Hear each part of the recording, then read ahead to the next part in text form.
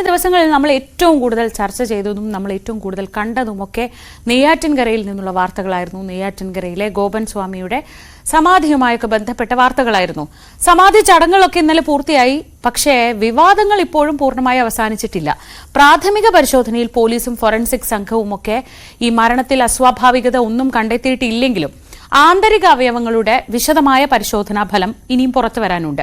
അത് പുറത്തു വരുമ്പോൾ മാത്രമേ ഈ മരണകാരണം എന്തായിരുന്നു എന്നത് സംബന്ധിച്ച് ഒരു വ്യക്തത കൈവരികയുള്ളൂ എന്നാണ് പോലീസ് പറയുന്നത്. അതേസമയം മറുവശത്ത് ഈ സമാധി സ്ഥലത്തെ ഒരു തീർത്ഥാടന കേന്ദ്രമാക്കി മാറ്റാനുള്ള നീക്കങ്ങളാണ് ഹൈന്ദവ സംഘടനകളുടെ ഭാഗത്തു നിന്ന് ഉണ്ടാവുന്നത്.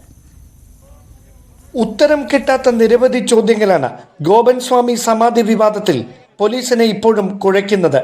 മരണം സ്വാഭാവികമെങ്കിൽ വീടിനുള്ളിൽ നിന്ന് കിടപ്പ് രോഗിയായ അദ്ദേഹം ഋഷിപീഠത്തിലേക്ക് നടന്നെത്തി സമാധിയിരുന്നെന്ന കുടുംബത്തിന്റെ വാദം എങ്ങനെ സ്ഥിരീകരിക്കും? പോസ്റ്റ്മോർട്ടം റിപ്പോർട്ടിലൂടെ മരണകാരണം വ്യക്തമാകുമെങ്കിലും സമാധി ഇരുന്നതോ ഇരുത്തിയതോ എന്ന ചോദ്യത്തിന് ഉത്തരം കണ്ടെത്താൻ പിന്നെയുമേറെ പണിപ്പെടേണ്ടി വരും. ആന്തരികാവയവങ്ങളുടെ രാസപരിശോധനയിൽ എന്തെങ്കിലും അസ്വാഭാവികതകൾ തെളിഞ്ഞാൽ കുടുംബം വീണ്ടും സംശയനിഴലിൽ ആകും. ഗോപൻ സ്വാമിയുടെ കുടുംബാംഗങ്ങളെ വീണ്ടും ചോദ്യം ചെയ്യേണ്ടി വരും.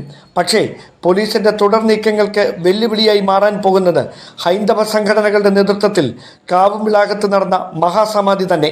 ഹൈന്ദവ വിശ്വാസത്തെ വ്രണപ്പെടുത്താൻ ബോധപൂർവമായ നീക്കം നടക്കുന്നെന്ന ആക്ഷേപം ഉന്നയിച്ച് വിവിധ സംഘടനകൾ കഴിഞ്ഞ ദിവസം തന്നെ രംഗത്തെത്തിയിരുന്നു. ഗോപൻ സ്വാമിയുടെ സംസ്കാര ചടങ്ങുകൾ മഹാസമാധിയാക്കി മാറ്റാനുള്ള തീരുമാനവും ഈ സംഘടനകളുടേത് തന്നെയായിരുന്നു. സമാധി സ്ഥലത്ത് വിശാലമായ ഋഷിപീഠം ഒരുക്കിയതും ഭൗതികദേഹം വഹിച്ചുകൊണ്ട് പദയാത്ര നടത്തിയതുമെല്ലാം കൈലാസനാഥ ക്ഷേത്രത്തെ തീർത്ഥാടന കേന്ദ്രമാക്കി മാറ്റുകയെന്ന ലക്ഷ്യത്തോടെ തന്നെ. എല്ലാവരും കാത്തിരിക്കുന്നത് ഫോറൻസിക് പരിശോധനാ ഫലവും പോസ്റ്റ്മോർട്ടം റിപ്പോർട്ടും പുറത്തു വരാനാണ്. കേസ് അവസാനിപ്പിക്കണമോ തുടരണമോ എന്ന കാര്യത്തിൽ പോലീസിന് ഇതോടെ തീരുമാനമെടുക്കാം. കുടുംബത്തിന് നേർക്കുയർന്ന ആരോപണങ്ങളിലും വ്യക്തത കൈവരും. Dan Kurian, news 18, Thiruvananthapuram.